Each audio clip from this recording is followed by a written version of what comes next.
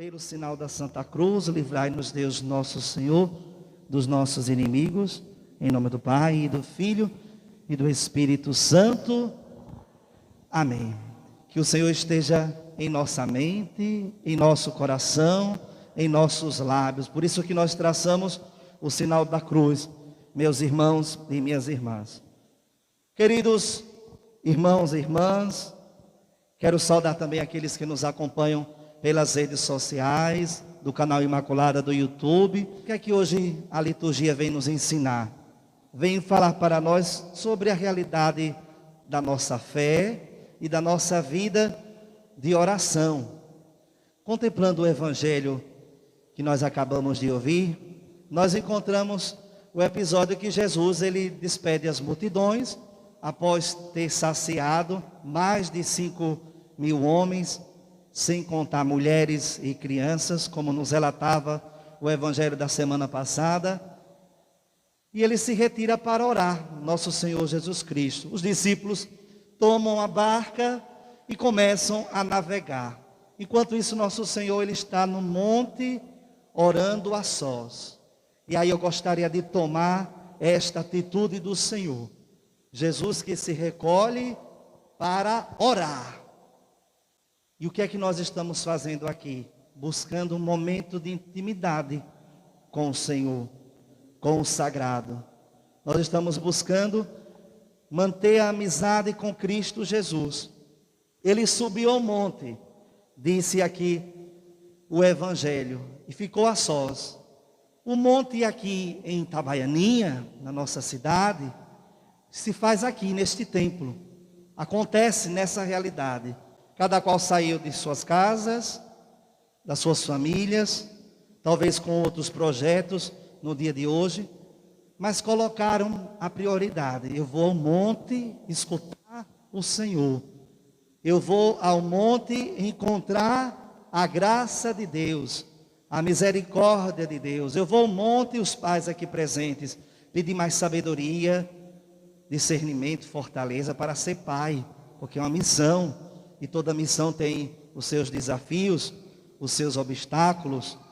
Então, assim como Jesus, nós reconhecemos a importância da vida de oração, da ida ao monte.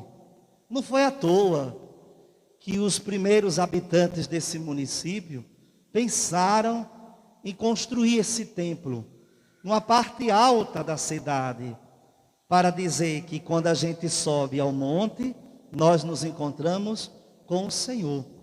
Então, o monte é o templo, sim. O monte é o momento de oração que você se dá o direito, a chance de buscar, sim, todas as vezes. Até em casa, quando você busca entrar em intimidade com o Senhor, também você faz acontecer esse momento de oração, de ida, de subida aos céus.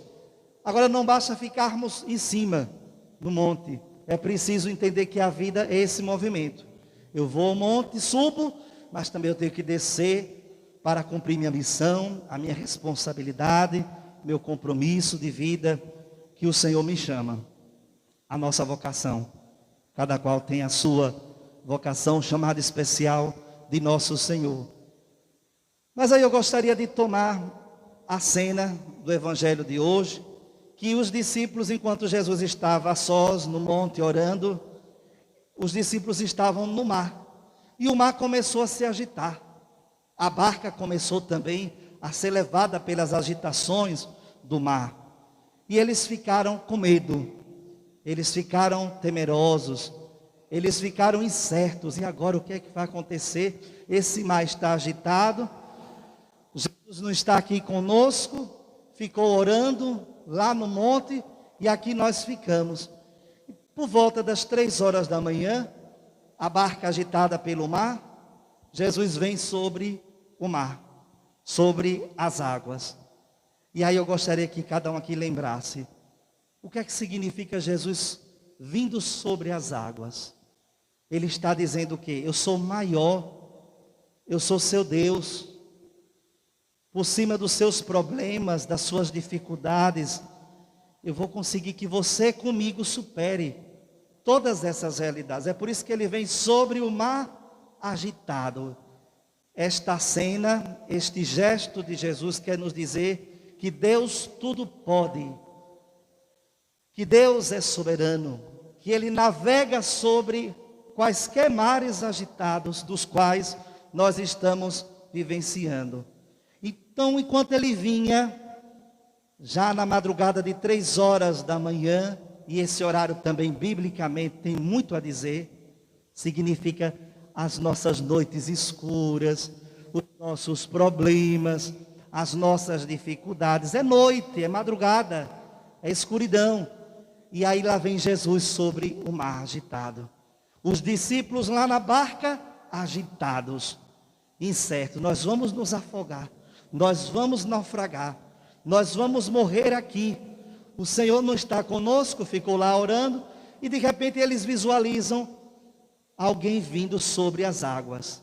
No primeiro momento, eles disseram: é um fantasma, e começaram a gritar de medo.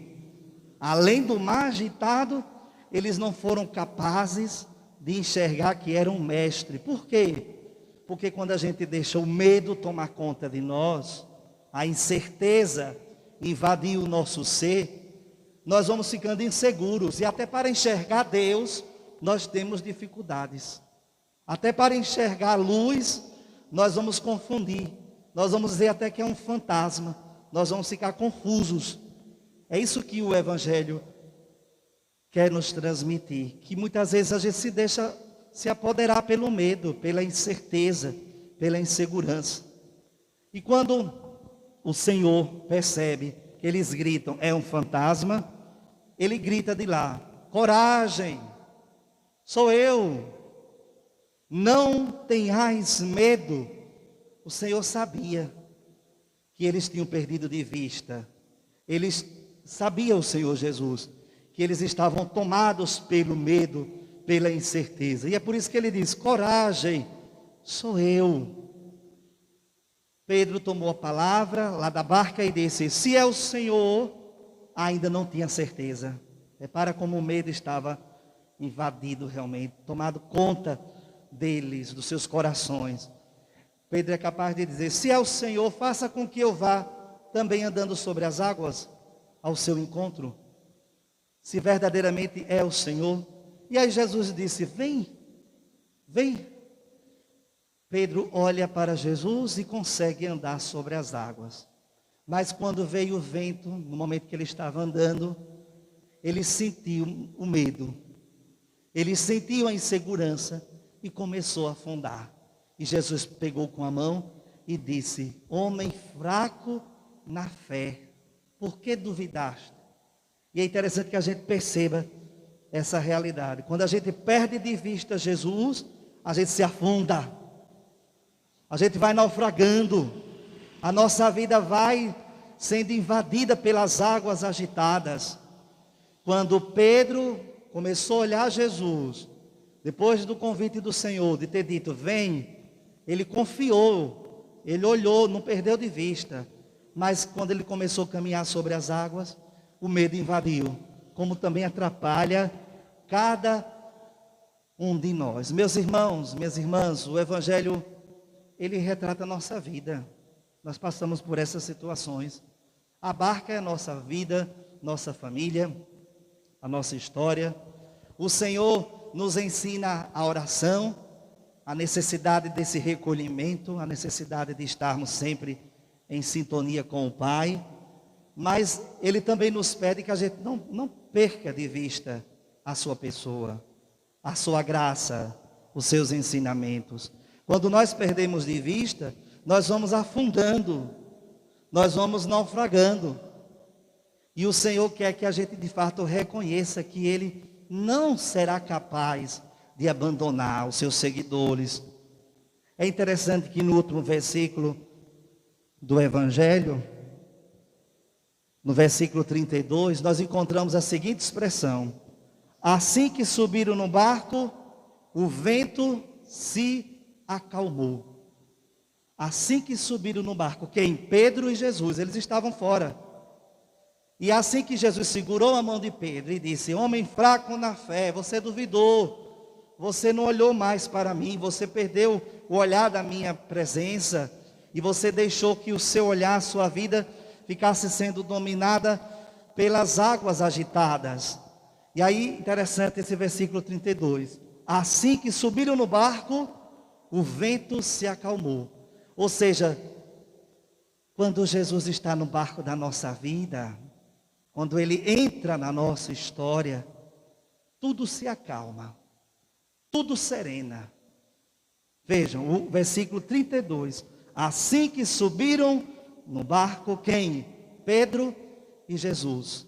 Pedro já tinha reconhecido, o Senhor já tinha socorrido a Pedro. E assim que subiram no barco, o vento se acalmou. E todos que estavam no barco se prostraram diante de nosso Senhor. Ou seja, quando Ele está na nossa casa, quando Ele está verdadeiramente no casamento, na família, na nossa história, Ele acalma a tempestade, Ele acalma o mar agitado. Amém? Irmãos, irmãs, eu gostaria de refletir a primeira leitura também, que é a história do profeta Elias, para reforçar a necessidade da nossa busca ao monte, para encontrar o Senhor, para encontrar a razão da nossa vida, da nossa caminhada. Aqui na primeira leitura, o profeta Elias, ele está angustiado, aflito, perturbado, porque ele foi ameaçado de morte por parte de Jezabel, a esposa do rei Acabe. Ela queria matar o profeta Elias, porque o profeta anunciava um Deus único, verdadeiro, e ela não acreditava nem o rei, e o reinado precisava se expandir. E ela entendia que se fosse divulgada e propagada a fé no Deus Yahvé, único e verdadeiro, eles não teriam como expandir o seu reinado. Então via na pessoa do profeta Elias uma ameaça. Por isso ela procurava matá-lo, e ele estava fugindo dessa situação. Deus tinha dito para Elias: meu filho, levanta-te e come, porque você tem uma missão a cumprir. Não vão ser essas ameaças, esses ataques que vão tirar a sua missão. Quando a gente tem uma missão, não tem quem tire. Se é dada por Deus, o Senhor vai nos capacitar, o Senhor vai nos livrar, como deu ao profeta Elias. E aqui Elias vai ao monte Horebe, mais uma vez, a necessidade de irmos ao monte. No Antigo Testamento, essa cena é revelada também lá em Moisés, quando Moisés sobe ao monte para falar com Deus, e Deus entrega a Moisés as tábuas da lei, que nós conhecemos, os 10 mandamentos, para que o seu povo possa segui-lo. Aqui nessa cena, Elias vai ao monte para falar com Deus, pedir forças a Deus, direcionamento a Deus, e Deus tem sua maneira de se revelar. Às vezes a gente diz bem assim: não, Deus falou com aquela determinada pessoa dessa maneira, mas isso não quer dizer que vai ser do mesmo jeito com você. E é isso que nos ensina a primeira leitura de hoje. Nós temos que buscar o Senhor. Agora, como será a revelação do Senhor? Cada qual terá o seu momento, cada qual terá a sua manifestação. Então, no primeiro momento, Elias percebeu um terremoto enquanto ele estava lá no monte, mas ele não viu no terremoto a presença de Deus. Em outras ocasiões, em relatos do Antigo Testamento, nós encontramos Deus que se manifesta em um terremoto, mas não foi dessa vez com Elias em um terremoto. Depois veio um fogo. Em outro momento, Deus falou através de um fogo queimando, da sarça ardente, falou e se manifestou lá no Antigo Testamento. Mas com Elias não foi com fogo, embora ele tenha lá no monte visualizado um fogo. Mas aí depois ele percebeu: eu me enganei, Eu pensei que seria igual ao que aconteceu lá com meu irmão, lá com aquele episódio do Antigo Testamento, lá com aquele homem temente a Deus. Depois veio um vento impetuoso. Essas três situações que o profeta Elias, ele tinha confundido. Ele achava que era Deus, mas não era. Achava que era o Senhor, mas não era. Porque ele já sabia, segundo a tradição, aquilo que passaram para ele, das outras manifestações de Deus. Mas como eu disse, Deus tem uma maneira de falar, de direcionar, de nos guiar, de nos conduzir. E essa maneira, ela é individual. Com Elias, Deus falou através da brisa, leve e suave, para dizer o quê? Que Deus nunca vai ser explicado pelo homem. Tem até uma música evangélica, salvo engano, que fala: ninguém explica Deus. E de fato, nenhum homem será capaz de explicar todo o mistério de Deus. Nenhum homem. Nós temos experiências com Ele. Nós temos intimidade, amizade com Ele. Mas no dia que a nossa lógica humana conseguir explicar Deus, nós já seremos deuses. Isso não vai acontecer nunca. Então, o profeta Elias, ele entendeu que cada maneira de Deus falar com o seu povo, falar com seus filhos e filhas, é para manifestar o seu amor, a sua fidelidade. Por que é que eu estou dizendo isso? Porque em Elias foi com a brisa suave e leve. Interessante que a brisa, agora mesmo nós recebemos aqui, com as portas abertas, nesse tempo frio. A brisa veio e de repente nós sentimos no rosto, sentimos na pele, mas nós não conseguimos explicar, nem captar, nem esquadrinhar. A gente sabe que veio, a gente sabe que ela é livre, e Deus é livre, e age da maneira que Ele quiser, na hora que Ele quiser, e no momento que Ele quiser. Quando alguém explicar Deus, coitado, já vai querer ser maior do que Ele. Ninguém explicará Deus, meus irmãos e minhas irmãs. Nós vamos buscando conhecer um pouco mais do Senhor, mas nunca saberemos tudo. E eu digo isso porque com certeza Ele já falou aqui a você, a mim, lá na casa que temos, na família que temos, em um abraço que recebemos, numa mensagem que recebemos, na igreja que se faz presente, porque essa igreja é dele. Nós só somos servidores. Aqui é um monte para encontrarmos este Deus. Talvez Ele se manifeste no cântico, que quando nós somos tocados, a gente diz: nossa, como mexeu comigo. Isso foi Deus falando com você. Talvez na prática, a palavra: nossa, como essa palavra foi para mim. Parece que o padre sabia de tudo. O padre só foi um instrumento. Deus quis se manifestar através da palavra, através de um salmo, até mesmo de uma equipe que nos acolhe com tanto carinho, recebendo cada um de nós, dizendo o quanto Jesus nos ama, higienizando nossas mãos, porque está dizendo: eu estou cuidando de você, e Deus cuida mais ainda. E aí a gente vai entendendo que Ele vai nos dando mimos, afagos, no nosso dia a dia. Ele vai se manifestando.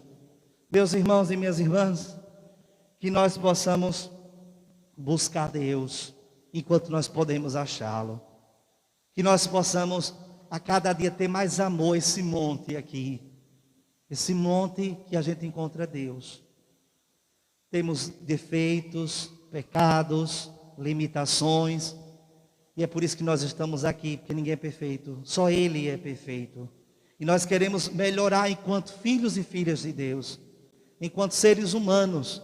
Nós queremos uma comunidade melhor, famílias melhores. Os pais estão aqui hoje, eu não tenho dúvidas.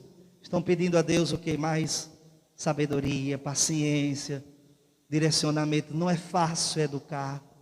Não é fácil em tempos como os tempos de hoje, criarmos filhos, e os pais vêm, acham que acertam, de repente não acertam, acham que estão pelo caminho certo. E quantas vezes vocês buscam Deus? Quantas vezes buscam o Senhor para que Ele possa ajudá-los? Pois sempre aqui vocês encontrarão forças para recarregarem vossas energias, recarregarem as suas emoções, seus sentimentos e, sobretudo, a espiritualidade, que é a convicção de que não estamos só e que, como nos falou hoje o Evangelho, na hora do barco agitado, da água que quer invadir a barca da nossa vida, da nossa família, nós temos que pedir que Jesus entre, porque quando Ele entra na família, entra na relação pai e filhos, filhos e pais, Ele acalma, Ele serena, Ele amoriza. Meus irmãos e minhas irmãs, que cresçamos nessa espiritualidade, na fé, que é dom de Deus, como nos apresenta o Catecismo da Igreja Católica, e que cresçamos também na vida de oração, buscando a cada dia essa presença de Deus em nossas vidas, em nossas famílias, em nossas comunidades. Louvado seja nosso Senhor Jesus Cristo. Para sempre.